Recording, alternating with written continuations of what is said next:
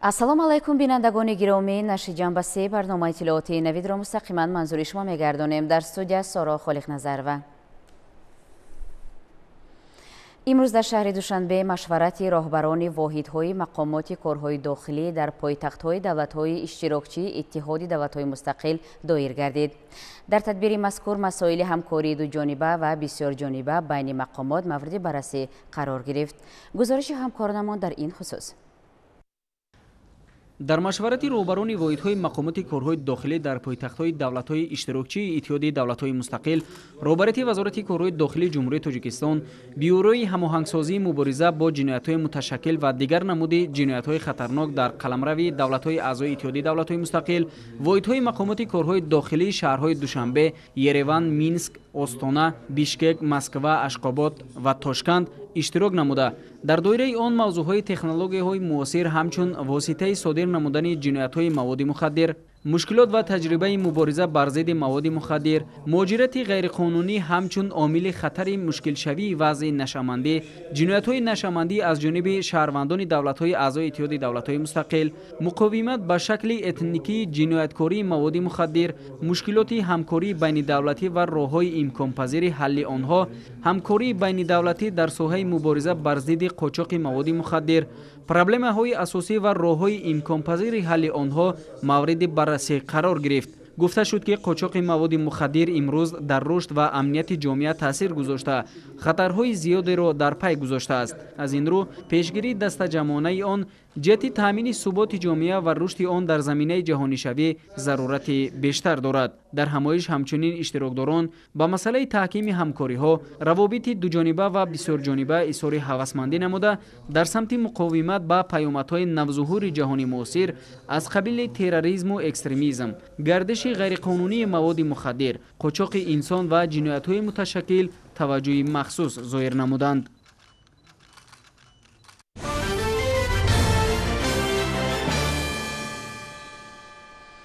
дар доираи ташаббусҳои созанда бахшида ба истиқболи ҷашни бузурги миллӣ 35-солагии истиқлоли давлатӣ дар ноҳияи дӯстӣ корҳои созандагиву бунёдкорӣ ҷараёни тоза дошта, имрӯзҳо бо саҳми сокинону соҳибкорони ватанӣ ва мақомоти иҷроияи ҳокимияти давлатӣ иншоти муҳими хоҷагии халқ бунёд меёбад.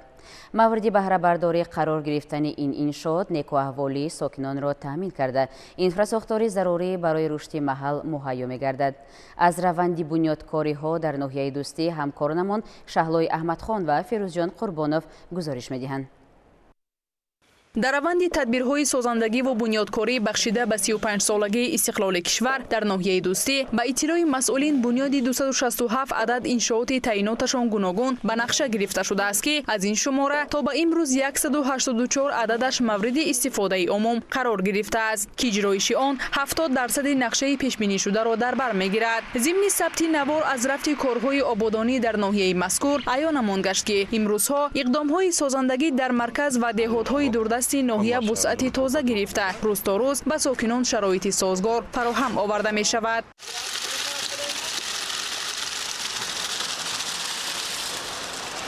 сокинону соҳибкорони ноҳияи дӯстӣ баҳри ободониву созандагӣ камари ҳиммат баста дар бунёди иншооти истеҳсолӣ, маишӣ, савдову хизматрасонӣ, варзишӣ, таъмири роҳу пулҳо ва дигар самтҳои барои таъмини шароити рӯзгори шоистаи сокинон мусоидаткунанда саҳмгузорӣ мекунанд. то ба имрӯз дар соҳаи саноат 19 адад иншоотҳоро ба истифода додем ки ин қариб 61% нақшаро дар бар мегирад. варзиш як иншоотро ба истифода додем. ба ғайр аз ин дар соҳаи тандурустӣ 18 иншоотро ба истифода додем ки аз ин 7 маркази саломатӣ, 8 бонгоҳи саломатӣ, 2 дорухона ва дигар иншоот. сангфаршкании роҳҳо ки мо то ба имрӯз зиёда аз 69 километр роҳҳои маҳаллиро ба истифода додем ки ҳамаи ин иншоотҳо роҳҳои ба истифода додашуда ки байни деҳоро ташкил медиҳад аз тарафи соҳибкорон, шахсони саховатпеша ва аҳолӣ мебошад ки ин ҳам дар баробари ин мунфаршкунии роҳҳо ҳам идома дорад ки то ба ин дам мо 73 километр роҳҳоро мунфарш кардем ва ҳоло ҳам дар ноҳия корҳои мунфаршкунӣ идома дорад. дар деҳаи тоҷикободи ҷамоати деҳоти Гардии Гулмуродов аз ҳисоби соҳибкорони ватанӣ ки дар Қазоқистон ва Россия ҳастанд таги 700 000 сомонӣ مبلغ جمع شده است و در روزهای نزدیک منفرش‌کنی را آغاز می‌نماییم. مبلغ عمومی که تا به این روز ما به استفاده دادیم زیاده از 42,318,216 تومان را در بر می‌گیرد. در مرحله نوی آبادانی‌ها بخشیده به جشن‌های ملی و دولتی در مرکز و دهات ناحیه همزمان ساختمان انشاءات‌های سمت معارف و تندرستی نیز با سرعت ادامه داشته در مجموع 61 عدد را تشکیل می‌دهد که این زمان در اکثریت آن کارهای سازندگی و بنیادکاری جریان دارد. مؤسسه تحصیلات میانه عمومی رقم 33 واقع در جماعت دهات نوزمین از مرکز ناحیه بیش از 40 کیلومتر دور است. با سبب افزایش یافتن خوانندگان نورسایی جای نشست به نظر رسیده. مسئولین در همکاری با شریکان رشد تصمیم گرفتند در شفت مؤسسه بینای علاوگی ساخته مورد استفاده قرار دهند تا مشکلات‌های جای داشته راه حل خود را پیدا کند. این زمان بنا چخل شما دیدید استاده در حالت رنگ و بارکنی در تریز چسبانی و کارهای بیرونی رفته استاده است که در ساختمان زیاده از 25 نفر کارگران کار کرده ایستادند. همزمان در نزد مؤسسه میدانچه ورزشی انشاءات‌های یاری رسان ساخته به استفاده داده می شود. بعد به استفاده دادن شدن بنا تمام صنفخانه‌ها با سیستم گرمایدهی پیوست می شوند.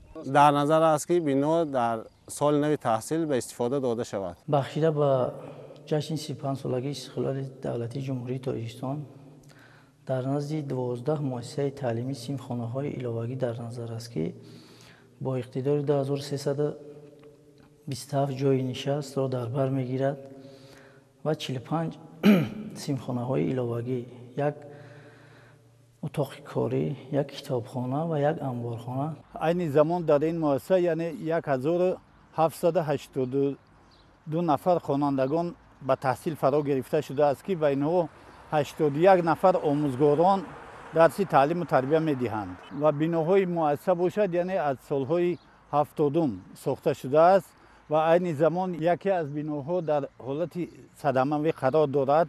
بنابر همین هم یعنی ما آموزگاران مؤسسه با در یک جایگی با کمیته پدر و مادران و مقامات اجرایی حکومت دولتی ناحیه دوستی و شعبه معارف یعنی یک اقدام گرفتیم که هر چیز زودتر یعنی 10 تا صنفخانه علاوگی ساخته به استفاده دهیم و شرایط تحصیل خوانندگان را بازم بهتر و خوبتر نماییم. باید قید نمود که در ناحیه دوستی روند کارهای ساختمانی در انشاءات‌های گوناگون ساحه در سطح بلند قرار داشته مسئله خوشصفت ساختمانی وطنی استفاده کرده می شود و به اطلاع داده شده با به استفاده عموم قرار گرفتن این همه انشاءات‌های ساخته شونده صدها نفر ساکنی محل با جای کاری موسمی و دائمی تامین و انفراستراکچور ضروری در شهرک و دهات ناحیه مهیا خواهد گشت. گزارش شهلای احمد خان، فیروز جان قربانوف برای برنامه اطلاعاتی نوید از ناحیه دوستی.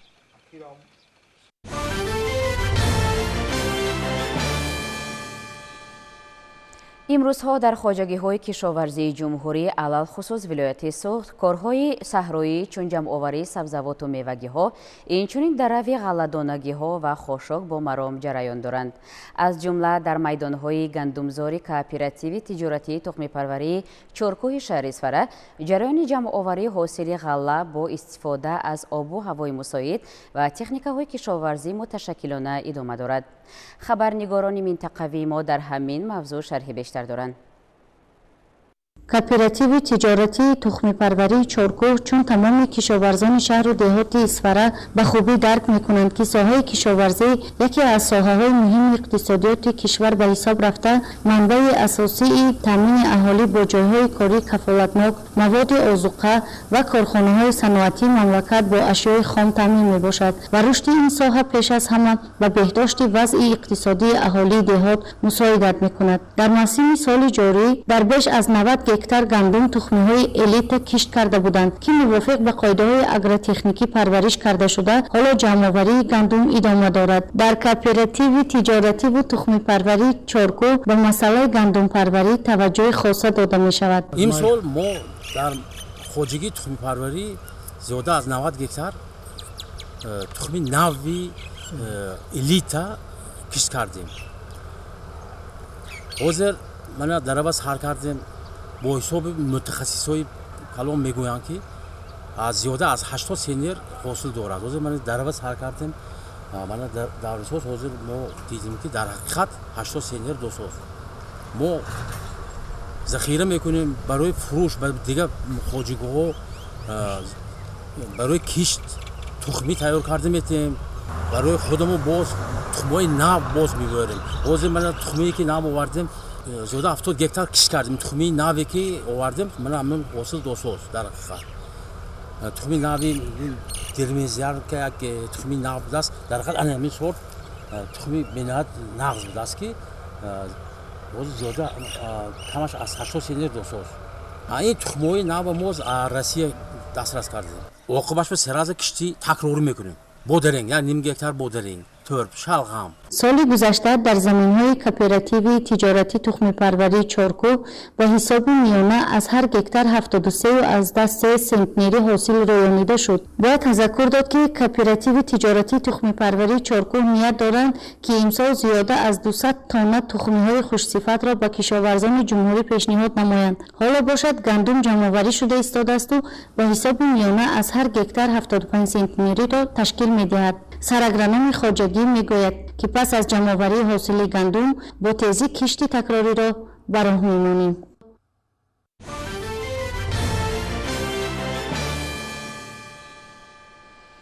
در سال روان کشاورزان ناحیه لغش در همه شکل‌های خواجگی‌داری مساحت کشت کارتوشکا را زیاد کردند. این تدبیر به خاطر تأمین فراوانی بازار استعمالی با محصولات خودی اندیشیده شده است. طبق طلبات معیارهای اگراری فعلا در این ناحیه غذادهی کارتوشکا متشکلانه جریان داشته، نشأونمای این زراعت خوب به نظر می‌رسد. یکی از سوهای درآمدناکی اهالی در مناطق کوهستان خصوصا ناحیه لغش سوهای کارتوشکا پروری بوده. آن همچون منبع درآمدناکی اهالی باعث بلند گردیدن نیک احوالی ساکنان گردیده است. ذکر کردن ضرور است که در این ناحیه کوهستان سال تا سال کارتوشکا پروری رشد می‌یابد. عین حال در همه خواجگی‌های کشاورزی ناحیه نشونمای محصولات‌های کشاورزی خوب بوده. دهقانان با آب و غذادهی مشغول بوده، بهر به دست آوردن حاصل فراوان زحمت می‌کشند. نقشه پیشبینی گردیده وزارت کشاورزی جمهوری تاجیکستان در ناحیه لغش 3300 گکتار کارتوشکا به خواجگی‌های دهقانی پیشبینی گردیده بود. اما کشاورزان ناحیه لغش در میدان 3307 گکتار کارتوشکا کش نمودند که نقشه دورنما را 112% اجرا نمودند که نسبت به همین دوره سال 2023 107 گکتار زیاد میباشد. اقلیم این موضع برای پرورش و استحصال کارتوشکا مساعد بوده. همه ساله دهقانان ناحیه توسط دسترس نمودن تخمی‌های خوش‌صفت حاصل دلخواه به دست می‌آورند. امروزها در این بخش تدبیرهای مهمی موسمی ادامه داشته. آب و غذادهی زراعت‌های کشاورزی موافق مقصد به راه مانده شده است. بدین وسیله کشاورزان ناحیه لغش در تامین امنیت عضوقواری کشور سهم بیشتر می‌گیرند که این با فراموش شدن بازار داخلی از محصولات خودی مساعدت می‌نماید.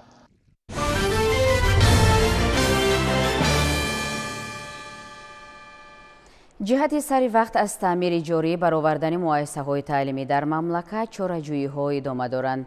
در مرکز مأموری ولایت ختلان شهر باختر نیز این تدبیر جریان داشته با مبلغ‌گذاری مقامات اجرایی حاکمیت دولتی شهر در یک قطار مؤسسه‌های تعلیمی روند کارهای بنیادکاری و از نوسازی وسعت تازه پیدا کرده است. شرح بیشتر موضوع در تهیه همکارانمان از شهر باختر. امروزها در تمام مؤسسه‌های تعلیمی شهر باختر کارهای تعمیر و ترمیم در سطح خوب و بنیاد صنفخانه‌های علاوگی به طور معاصر وسعت تازه کسب نموده است. به طبق اطلاع مسئولین ساحه معارف کارهای تعمیری در مؤسسه‌های تعلیمی و تا مکتبی نزدیک 50% به انجام رسیده است و در نظر است که روزهای نزدیک مؤسسه‌های تعلیمی پوره از تعمیر برآورده شده برای سال نو خونیش 2024-2025 آمادگی می‌گیرند که تا به امروز از طرف بودجه محلی بیش از 2 میلیون سومانی جدا گردیده است. باعث ذکر است که تعمیر و آمادگی‌های مؤسسه‌های تعلیمی به سال تحصیلی 2024-2025 نیز قید کردن به مورد است که چون همه ساله تعمیر جاری مؤسسه‌های تعلیمی با کمک دستگیری‌های پدر و مادران، صاحبکاران، شخصان سخاوتمند و از سمت خراجات خود مؤسسه‌ها یعنی آغاز می‌گردد. امروز در مؤسسه ما یک قطار صنفخانه‌ها را به پورگی تعمیر کردیم. در آشیانه یکم دوم اتاق کاری آموزگاران را از تعمیر برآوردیم. با کمک دستگیری پدر و مادران توسط مدیر معارف بسیار کارها را انجام دادیم، تعمیر خصوصیت کرده ایستادیم. در حالت پیشتر شما چنان دیدین سیمخانه یک قسمتی که موندگیان چگونه بودن، امروز پس از تعمیر برآوردن در کدام حالت ما قرار دادیم. این همه گواهی از آن می‌دهد که اگر ما سرجم شویم، یکجا شویم، با دستگیری پدر و مادر، با توصیه مأموریت، راهبریت معرف، مقامات اجرایی کاربری کردیم، امروز ما با یک سطح صفتی بلند تعمیر سیمخانه را برآورده ایستاده‌ایم. همزمان در شفت بینای مؤسسه تعلیمی رقمی 6 با مبلغ گذاری مقامات اجرایی محلی حاکمیت دولتی شهر یک عدد بینای علاوگی بنیاد شده ایستاده است که برای 620 نفر خواننده در دو بس نگرانیده شده است و چنین کارهای سازندگی نیز در مؤسسه تعلیمی رقمی 8 در نظر داشته شده است که انشاءاتی ساخته شونده 3 آشیانه بوده از 15 سیمخانه برهوا و یک تالار فرهنگی برای 150 نفر عبارت است که به اطلاع مسئولین میتواند 312 خواننده را در یک بس به تحصیل و جای نشست فرا گیرد.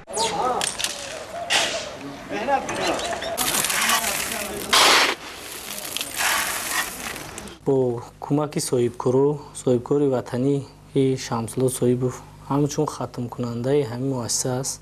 13 سیمخانه که از سالهای قبل به تعمیر نیاز داشت، با میز و کرسی، با کابینت آمادگی ابتدای حربی و کابینت مهنت دخترانه و پسرانه و با راهروها سپولک کرده شد و با دستگیری صاحبکار ما با مبلغ 7 میلیون مکتبمون از نو تعمیری خوشصفت کرده برآوردیم. اوید به اجرای برنامه دولتی رشد مؤسسه‌های ساحه معارف ولایت ختلان برای سالهای 22 و 27 در محله دوستی خلق‌ها نیز برای 1200 نفر خواننده و در محله حاجی شریف برای 640 نفر خواننده، یعنی ساختمان مؤسسه تعلیمی به نقشه گرفته شده است. بعدی به اطمینان رسیدن حجتگذاری زمین در این زمینه ها، یعنی ساختمان مؤسسه تعلیمی آغاز می‌گردد.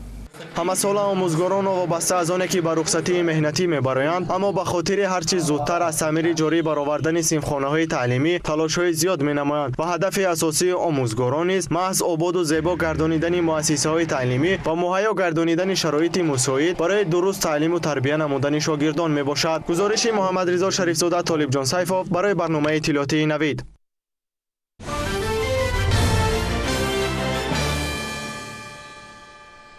با فرا رسیدن تعطیلی تابستانه مکتب بچگان در شهر کولو به تعمیر و ازنوسازی مؤسسه‌های تعلیمی وسعت بخشیدند. عین زمان مؤسسه تحصیلاتی میانه عمومی رقم 40 که در آن بیش از 1200 نفر خواننده در دو بست تحصیل می‌نمایند و تعمیر اساسی فرا گرفته شده است. همکارانمان از رفت کارهای تعمیری گزارش آماده نمودند. توجه کنید.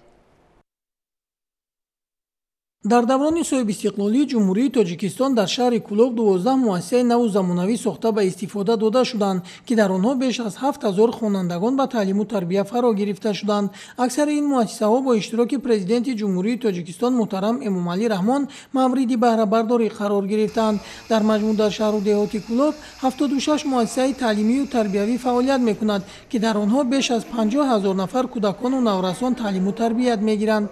یک قسم این مؤسسه ها که سالهای 60 70 عصر گذشته بنیاد گردیدند و تعمیر اساسی نیاز دارند و آنها را از روی نقشه زینه به زینه تعمیر نموده ایستادند. طبق نقشه چهاربینی مقامات اجرایی حکومت دولتی شهر کولوب با مبلغ گذاری مقامات اجرایی حکومت دولتی شهر کولوب دو مؤسسه کلان تحصیلاتی میانه عمومی رقم 3 و 6 از تعمیر برآورده شدند و این سال باشد از روی همون نقشه تصدیق کرده مقامات اجرایی حکومت دولتی تعمیر و ازنوسازی در مکتب رقم 40 گذشته ایستاده است.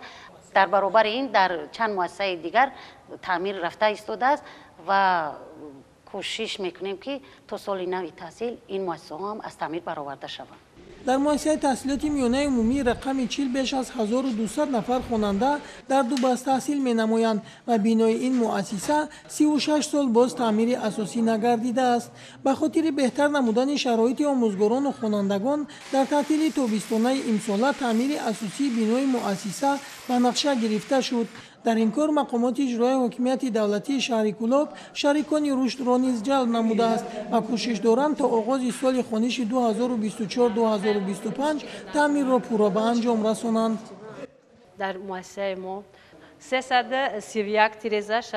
در پورا عوض کرده می شود و این چنین برای تعمیر مؤسسه مسائل ساختمانی دسترس کرده شدند. برای تعمیری با صفت و سری وقت انجام دادن کارهای تعمیری در برابر ساختمانچیان آموزگاران مؤسسه نیز جلب کرده شدند. مسئله ساختمانی با صفت الکی به مؤسسه وارد گردیده است و بعد انجام وصل نمودن در و تیرزه ها دیگر کارها ادامه می‌یابند. اسوسیاسیون پدر و مادران و صاحبکاران دهه در کارهای تعمیری مؤسسه سهم خویش را می‌گذارند.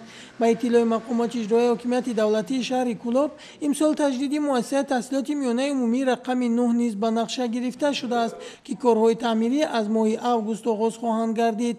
شیرین جان سفرزاده، سیفالدین اسماعیلوف از شهر کلوب برای برنامه نوید.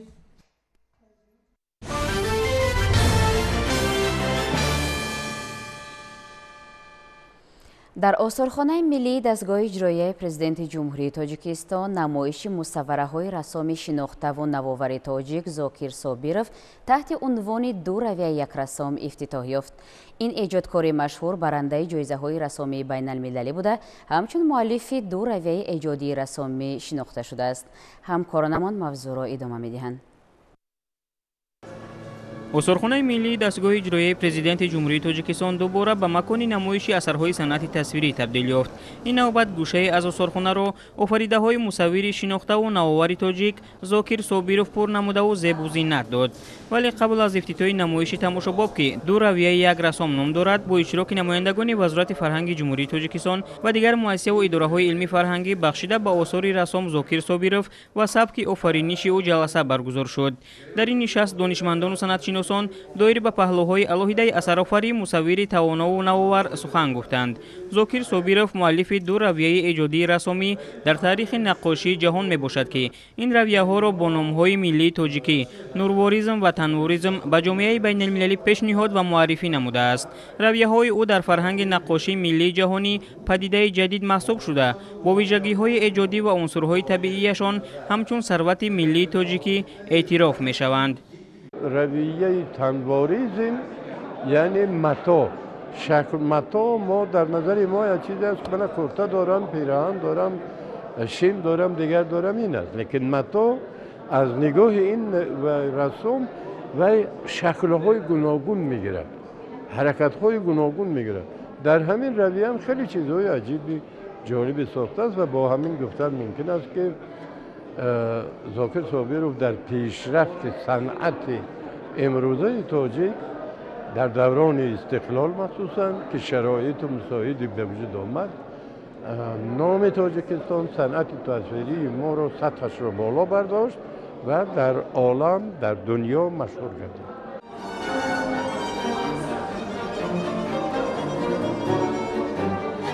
در نمایش رسامی نمونه‌های برجسته ایجادیات زاکیر صابیروف در سمت طبیعت نگاری، آرایشات صحنوی، معماری، چهره آفری و دیگر اصولهای رسامی در قالب دو رویه ایجاد نموده‌اش، نورواریزم و تنواریزم به معرض تماشا گذاشته شدند. نقاشی‌های او تصویر زیبایی‌های حیات، ابرازهای واقعی و بدیعی، چهره‌های سرشناس ملی و بین المللی و فراگیر موضوعهای حساس تاریخ و فرهنگ و تصویر لوحه‌های گوناگون زندگی انسان‌ها و ملت‌ها از تاریخ تمدن بشری می‌باشد که در قلب تنظیم نور و شکل دهی متا تصویر می‌یابند.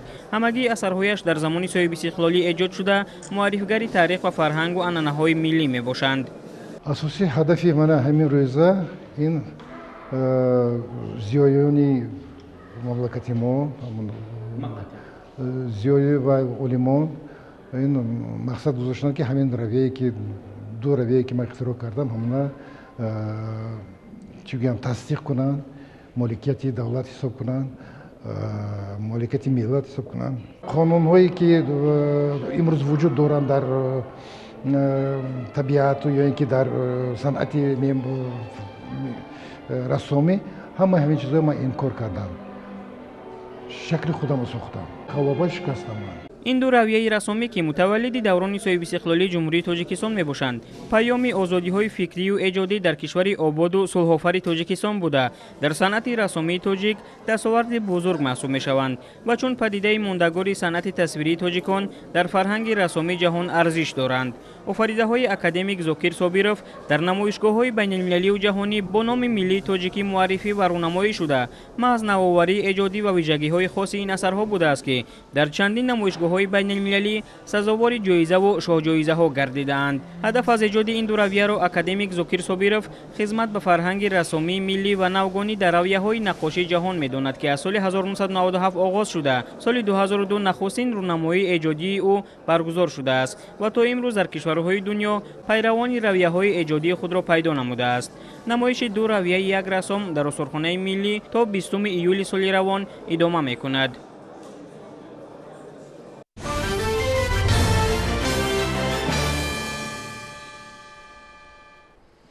امروز در کتابخانه ملی تاجیکستان با تشبث شعبه بیبلیوگرافی ملی رونمایی کتابنامه شرح حالی شاعر، نویسنده، روزنامه‌نگار و ترجمان مجید سلیم برگزار گردید. محفل رونمایی به ایجادیات ادیب بخشیده شد. گزارش همکارانمان در این خصوص.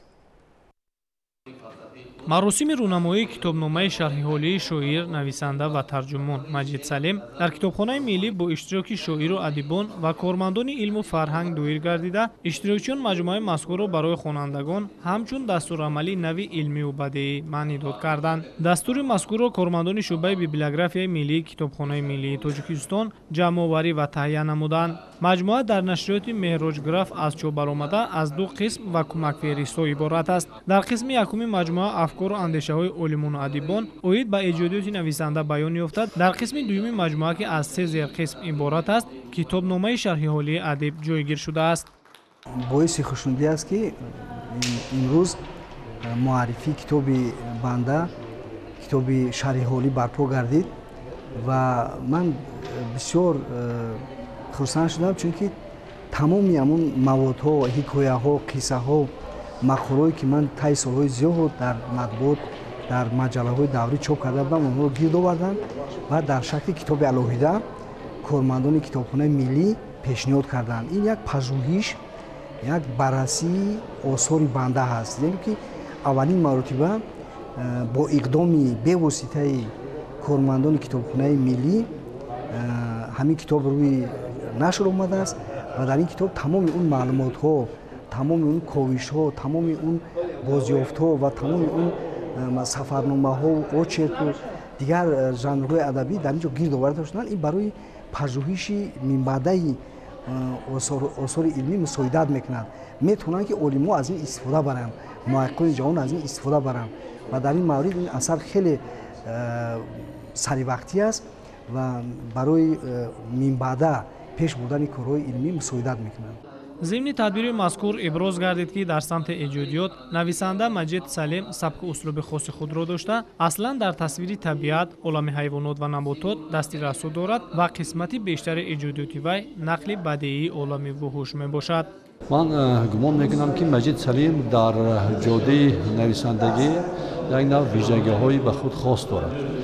این ویژگی خاص را ما در انتخاب موضوع پیش از همه معین کرده میتوانیم که مجید سلیم سمت معینی انتخاب موضوع را به خود اختیار کرده است که این طبیعت است، این محیط است، این عالم وحوش است و واقعا همیشه را دنبالگیری کردن و طبیعت را آموختن با راز و نیاز حیوانات و حشرات و پرنده ها مثلا وارد شدن آنها را در شکل اثری بدیعی مثلا انعکاس نمودن، این خیلی یک هنر و مهارتی خاص را تقاضا میکند و من گمان میکنم که در این جاده مجید سلیم موفق هم شده است.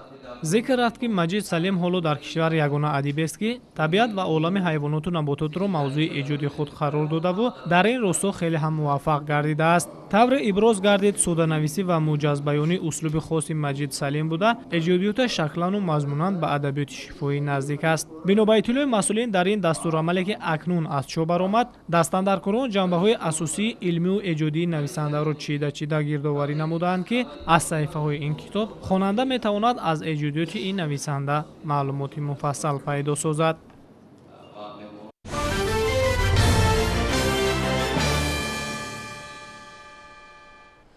ҳар миллату халқият дорои либосҳои миллӣ буда ба фарҳанги волои ниёгони хеш арҷ мегузорад.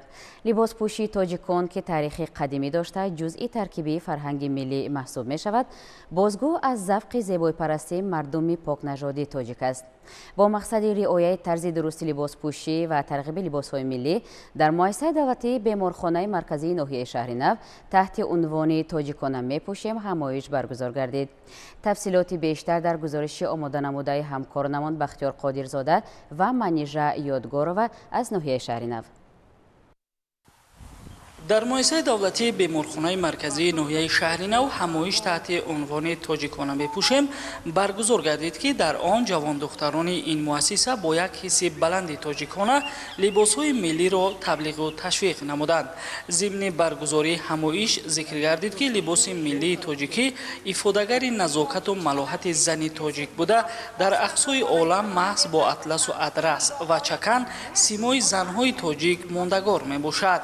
тазаккур дода шуд ки либоси миллӣ яке аз рукнҳои фарҳанги миллат ба шумор рафта ёдгоре аз гузаштагон аст. таърих гувоҳ аст ки зан модари тоҷик дар ҳама давру замон посдори оину анъанаҳои муқаддаси миллат будааст. инчунин яке аз нишонаҳои асосии фарҳангу тамаддуни миллатҳои мухталифи дунё либоси миллии онҳо мебошад. либоси миллӣ яке аз навъҳои асосии фарҳанги миллати тоҷик ба ҳисоб меравад ва метавон зикр намуд ки мардуми тоҷик маҳз тавассути ан ҳамин фарҳанги миллати хеш буд ки сараввал соҳибдавлат ва баъдан соҳибистиқлолу соҳибваҳдат гардид. имрӯзҳо боиси шукр ва сипосгузорист ки аз ҷониби асосгузори сулҳу ваҳдати миллӣ, пешвои муаззами миллат, ин фарҳанги миллати тоҷик яъне либосҳои халқи тоҷикона аз нав зинда гардонида шуд. мо ҷавонон ки пайравони асили пешвои маҳбуби миллатем, бояд ана ҳамин либосҳои миллиро, фарҳанги тоҷиконаро бояд тарғибу ташвиқ намоем. лозим ба таъкид аст ки ба хотири ҳифз ва нигоҳдошти фарҳанги аҷдодӣ ва тарғиби либоси миллӣ шурӯъ аз 20 июн дар боғҳои фарҳангӣ, фароғатӣ ва корхонаву ташкилотҳои ноҳияи шаҳри Нав бо иштироки занону духтарони ташкилоту муассисаҳои давлатӣ иқдоми тоҷикона мепӯшем ҷараён дорад. ин анъана дар беморхонаи марказии ноҳияи шаҳри Нав бо мақсади арҷгузорӣ ба анъанаҳои миллӣ дар рӯҳияи эҳсоси ватандӯстиву худшиносии миллӣ, тарбия намудани ҷавондухтарон, инчунин баланд бардоштани ҳисси зебоипарастии занону духтарон ва тарғиби либосҳои миллӣ, дурӣ аз фарҳанги бегона бобати муаррифии либоси атлас, адрас, чакан, алоча ва дигар либосҳои миллӣ баргузор шуд. ба андешаи дастандаркорони ин иқдом ин гуна ҳамоишҳо дар тарғиби либоси миллӣ ба хусус пироҳанҳои чакан ва атласу адрас нақши муассир гузошта нишони эҳтиром ва арҷ гузоштани занону духтарони тоҷик ба либосҳои миллӣ мебошад.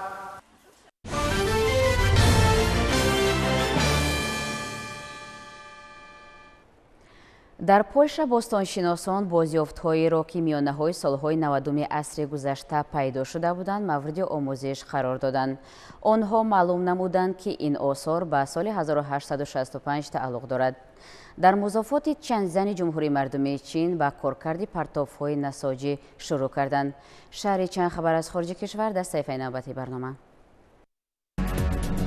капсулаи вақт ки дар осорхонаи вроцлави Полша ба намоиш гузошта шудааст дар миёнаҳои солҳои 90-уми асри гузашта кашф шуда буд, аммо муддати тӯлонӣ дастнорас боқӣ мемонд. дар дохили найчаи кушодашуда мутахассисон мактуб ва рӯзномаеро пайдо карданд ки дар бораи ҳаёт дар соли 1865 маълумот медиҳад.